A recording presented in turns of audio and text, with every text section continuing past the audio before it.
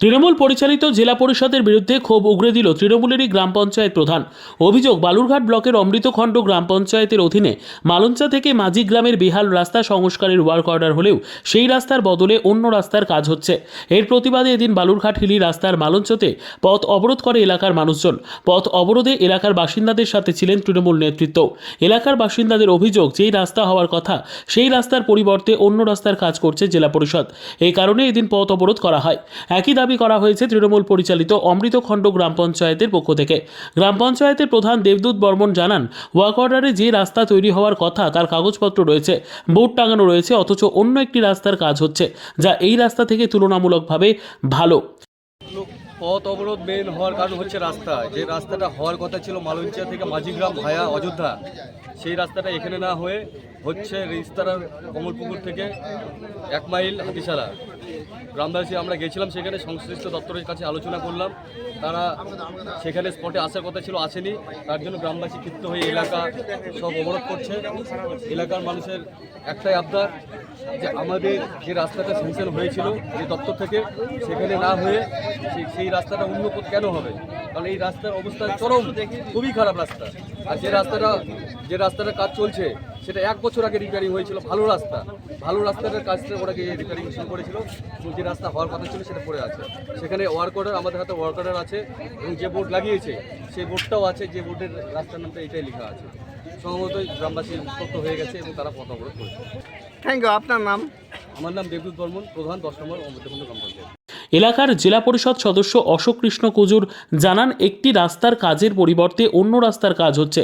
বিষয়টি জেলা পরিষদে জানানো হয়েছে। পথ অবরোধটা এখানে এই কারণেই, পথ অবরোধ করবার কথা নয়, কিন্তু ব্যাপার হচ্ছে এখানে একটা এসআরডিএ থেকে একটা গ্রাম সড়ক যোজনার রাস্তা ছিল, সেই রাস্তাটা টেন্ডার হয়।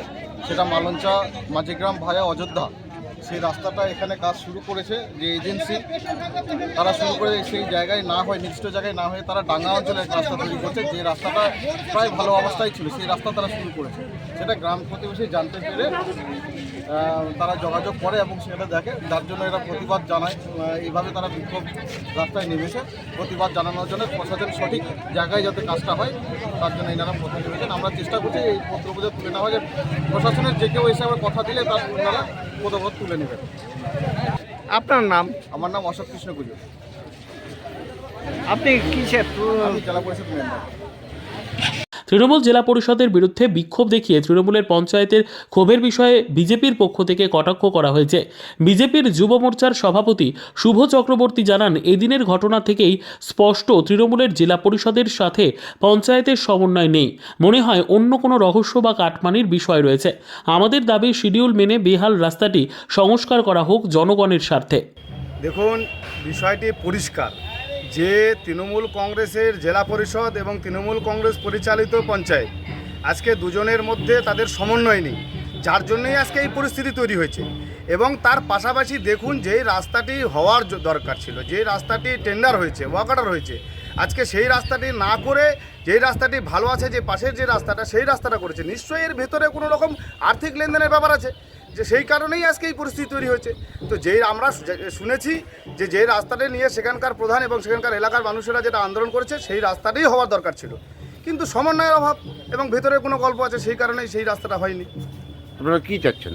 আমরা চাচ্ছি যে অবশ্যই যেই রাস্তাটি সাধারণ মানুষের প্রয়োজন এবং নিত্য প্রয়োজনীয়, সেই রাস্তাটি, যে রাস্তাটি খারাপ হয়েছে, ওয়ার্ক অর্ডার হয়েছে, টেন্ডার হয়েছে, সেই রাস্তাটি যাতে হয়, পুনরায় হয়, সেটাই আমরা চাইছি। ব্যুরো রিপোর্ট, উত্তর বাংলা সংবাদ।